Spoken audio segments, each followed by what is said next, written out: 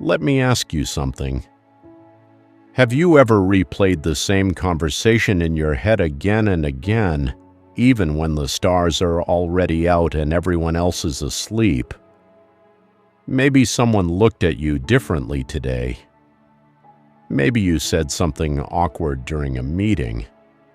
Maybe you made a mistake years ago, and somehow your mind refuses to let it go.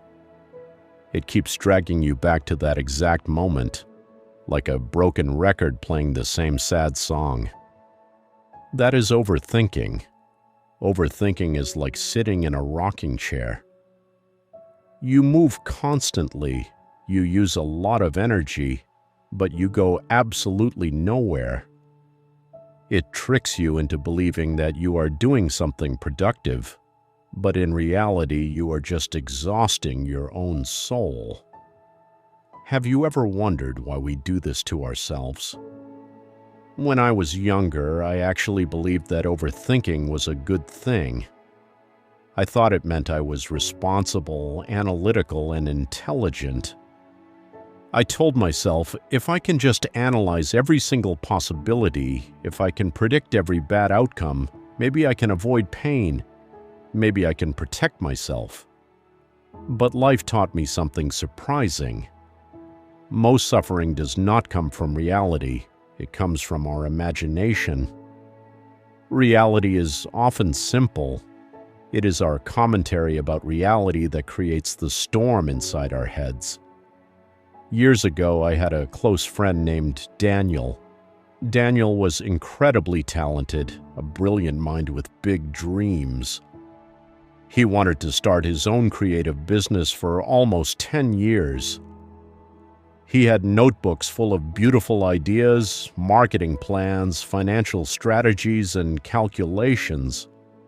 But every time he was ready to take action and launch his project, his mind would trap him. Fear entered his thoughts, and the questions started pouring in. What if I fail? What if people laugh at me? What if I lose all my savings? What if I'm just not good enough? He spent so much time thinking about life that he completely forgot to live it. He became a spectator of his own dreams. One day over coffee, he looked at me with tired eyes and said something I will never forget.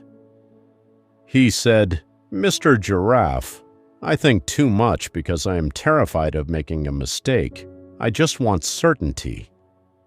And that is the ultimate truth for many of us today. We overthink because uncertainty scares us. We want to guarantee that everything will be perfect before we take a step.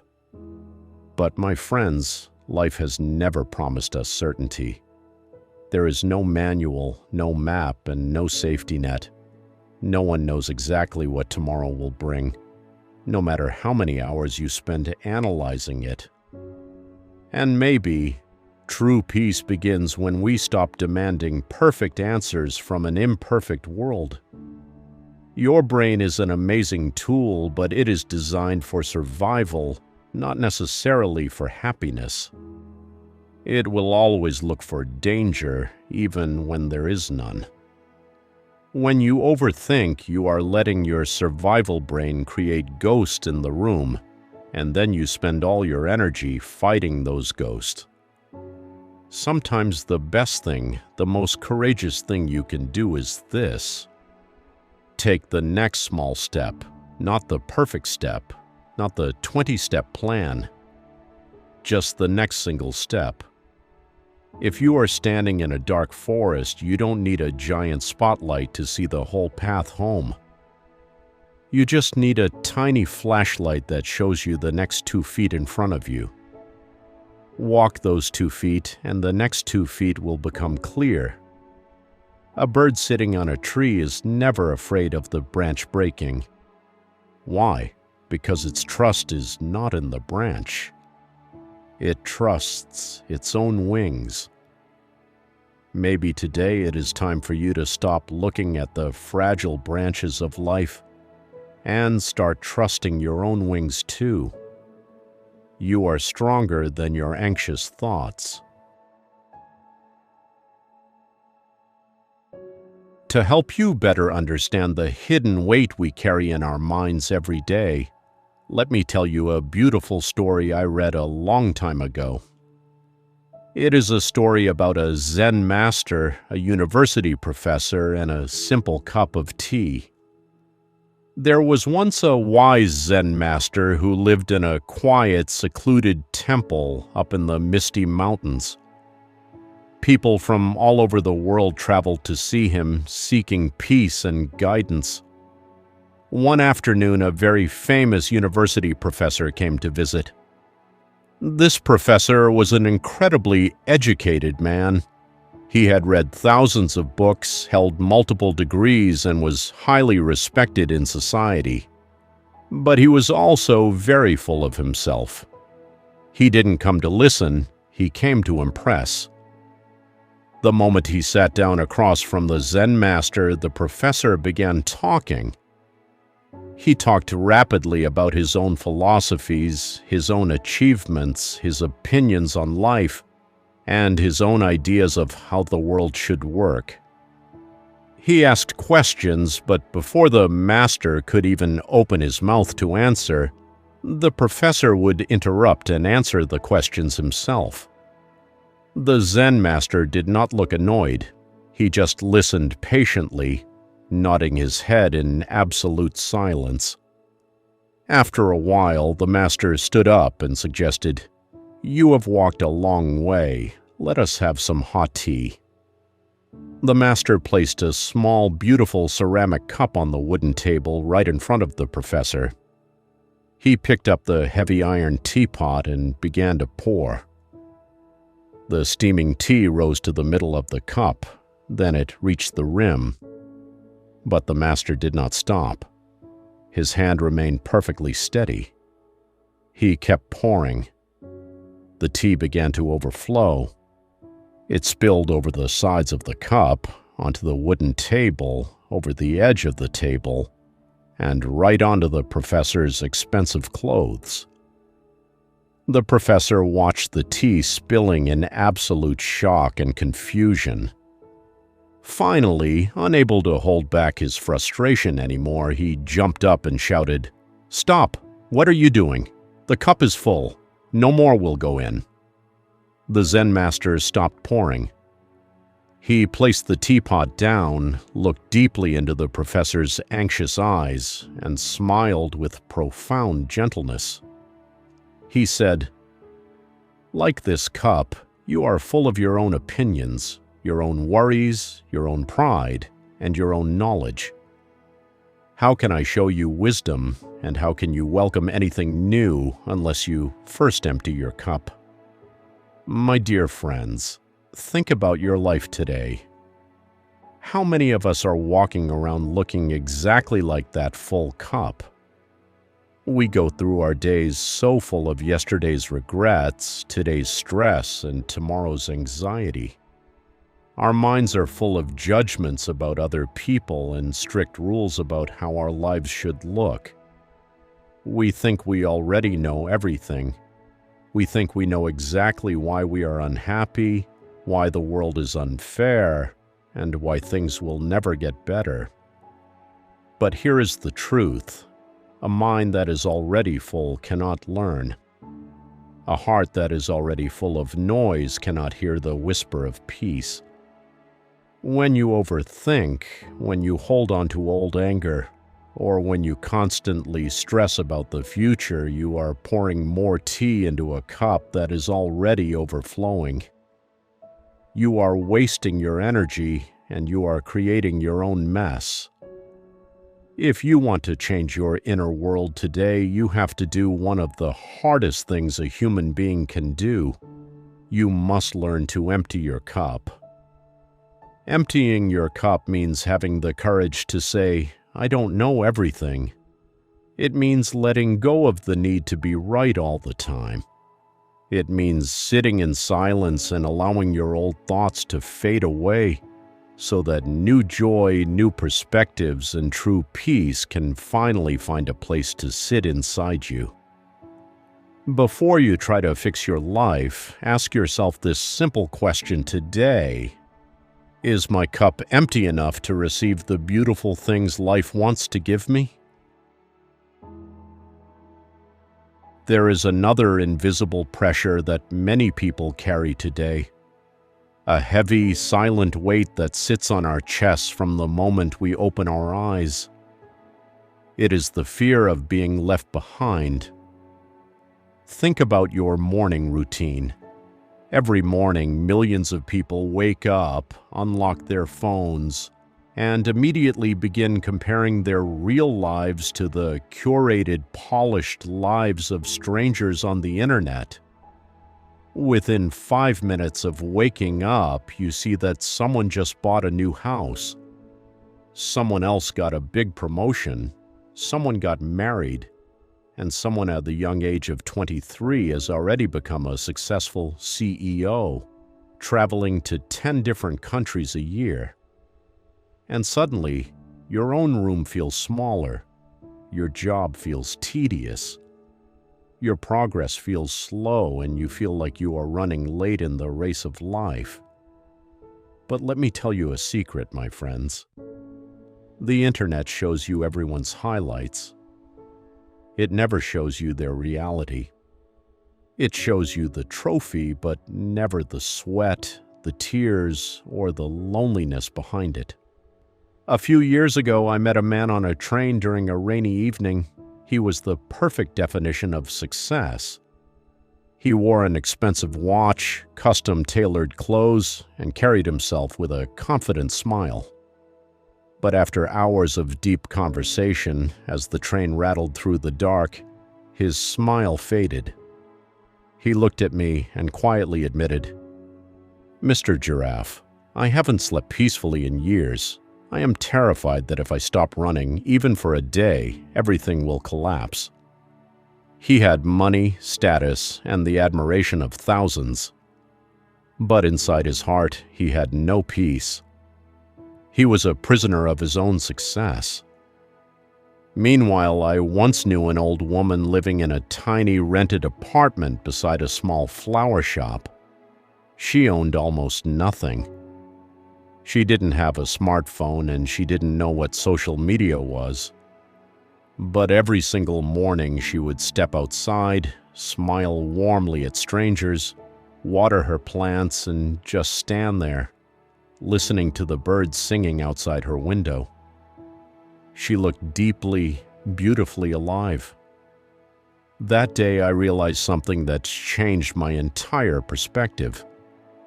Success and peace are not the same thing. Society has created a strict timeline for us. It tells us that by 25 you must have a career. By 30 you must have a family. By 40 you must have wealth. We are all running so fast on this invisible track, gasping for air without even asking, where am I running to, and whose race am I running? So please, listen to me carefully today. Do not panic because someone else's journey looks faster or brighter than yours. A flower does not look at the flower next to it and think, I need to grow faster. It doesn't compete.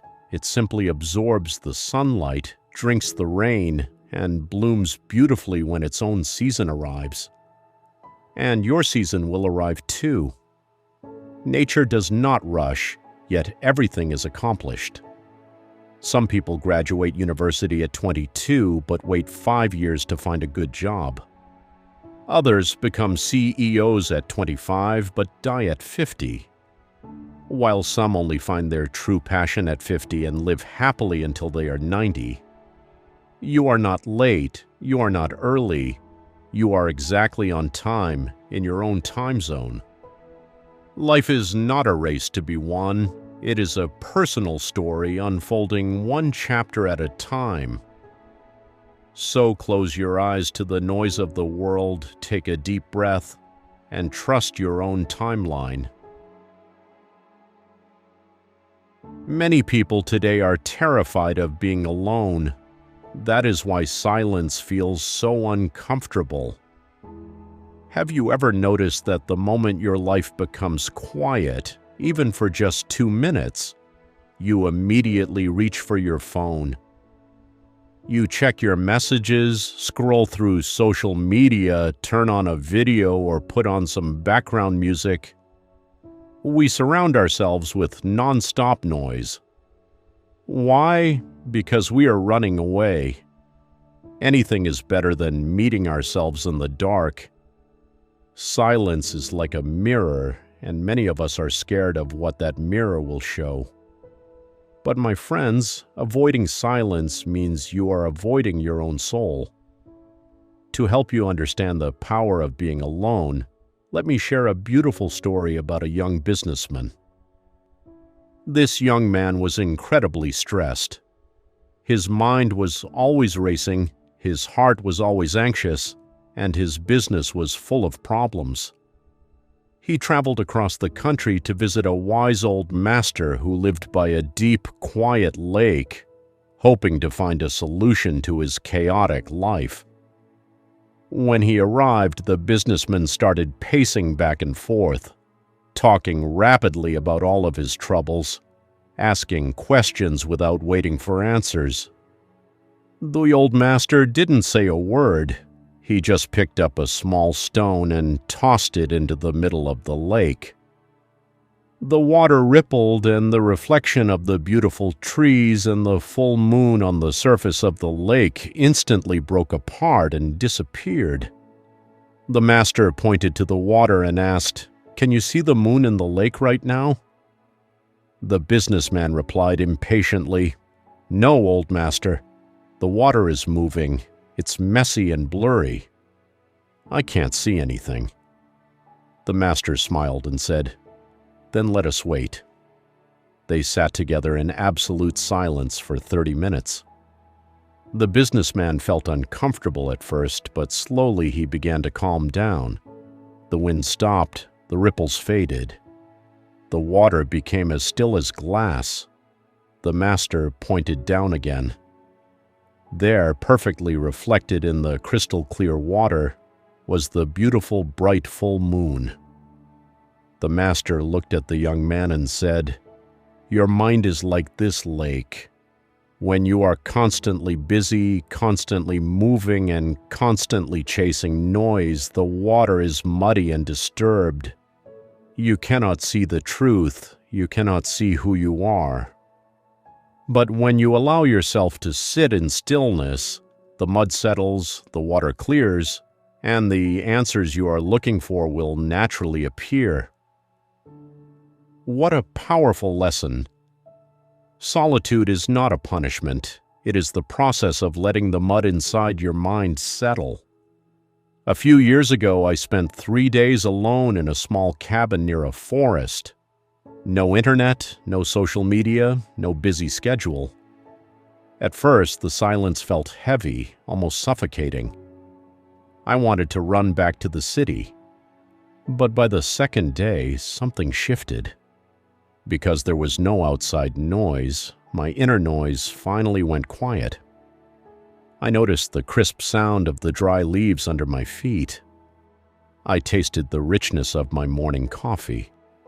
I listened to the natural rhythm of my own thoughts. And for the first time in years, I felt truly present. I felt whole.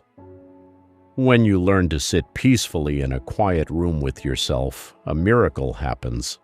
You stop begging the world to constantly entertain you, distract you, or validate your existence. You become your own anchor. The strongest people are not always the ones who command the room or speak the loudest. Sometimes the strongest person is simply the one who can sit alone, look into the mirror of silence, and feel completely at peace with who they are. Learn to enjoy your own company, because your relationship with yourself is the foundation for every other relationship you will ever have in this life. There is a sentence that changed my life many years ago, and I want you to think about it very carefully today. Your mind becomes your world. What does this truly mean?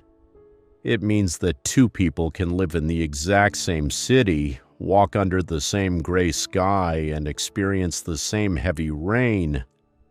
Yet one person sees a romantic, refreshing day, while the other only sees a miserable, annoying problem. Why does this happen? Because the world outside does not come to us directly. It is filtered through the lens of our inner world. The world outside often reflects the world inside. If your mind is constantly filled with anger, comparison, fear, and resentment, even the most beautiful sunset will lose its color. You could be sitting in a 5-star hotel, but if your mind is chaotic, you are still in a prison. On the other hand, if your mind learns gratitude, peace, and kindness, even an ordinary moment like drinking a warm cup of water becomes deeply meaningful. I once met an old gardener who told me something beautiful. He said, "Mr. Giraffe, the mind is like soil. It doesn't care what kind of seeds you plant. It will simply grow whatever you put into it repeatedly." Think about your daily routine today. What seeds are you planting? If you wake up every morning and immediately look at your phone, comparing your life to others, you are planting seeds of inadequacy and jealousy. If you spend your afternoon complaining about your job, your traffic, or your luck, you are watering seeds of bitterness. And then we wonder why our life feels so heavy. It is because we have grown a forest of weeds inside our own heads. But my friends, the opposite is also true. You have the power to change the crop. If you plant a small seed of gratitude every morning by saying, "Thank you for another day to live," peace will grow. If you plant a seed of kindness by forgiving someone's small mistake, freedom will grow.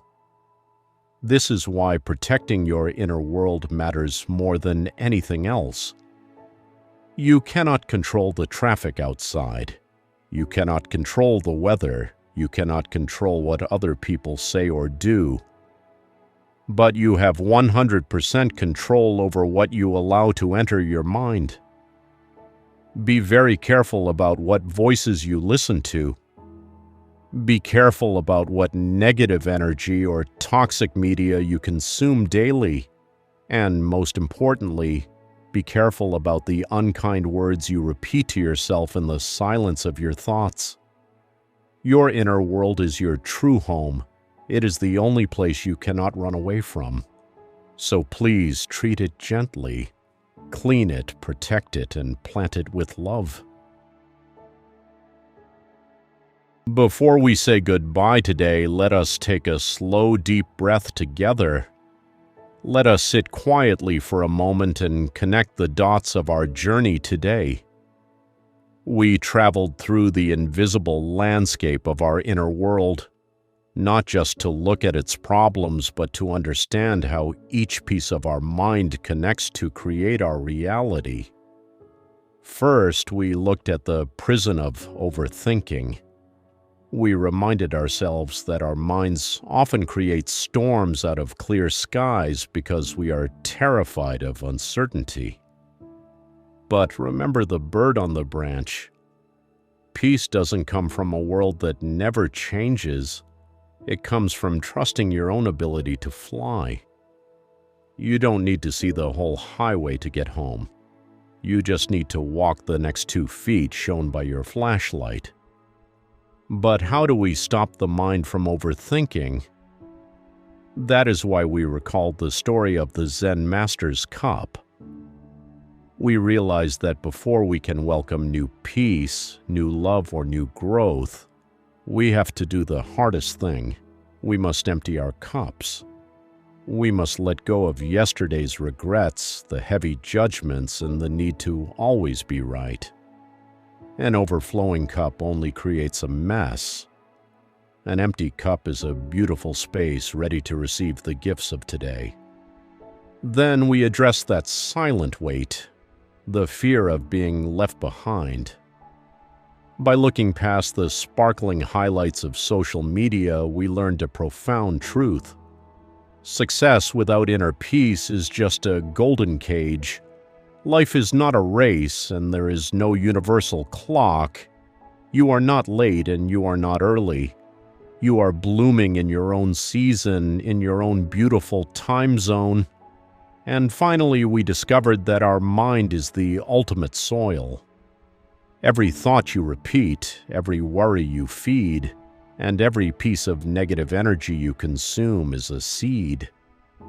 If we plant comparison and resentment, we cannot expect to harvest happiness. By embracing our emotions as temporary visitors and learning to love our own company in solitude, we are protecting our sacred inner home. My dear friends, the biggest realization today is this. Everything you are looking for on the outside, approval, security, happiness, and peace, is already waiting for you on the inside. You do not need to fix the whole world outside your window. You just need to tend to the garden inside your own heart.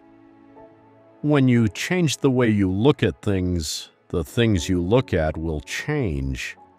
Your inner world is your true home. Treat it with the kindness it deserves. My dear friends, today we traveled through the quiet landscape inside ourselves. Please remember, you do not need to have everything figured out today. You are still growing, still healing, still becoming. And that is a beautiful thing. Thank you for spending this quiet moment with me. If this episode touched your heart, please leave a like, share it with someone who might need these words today, and subscribe to Awake English podcast for more peaceful conversations. Now, drink some water, rest your mind, and be gentle with yourself today. Goodbye, my friends. And I will see you again in the next episode of Awake English podcast.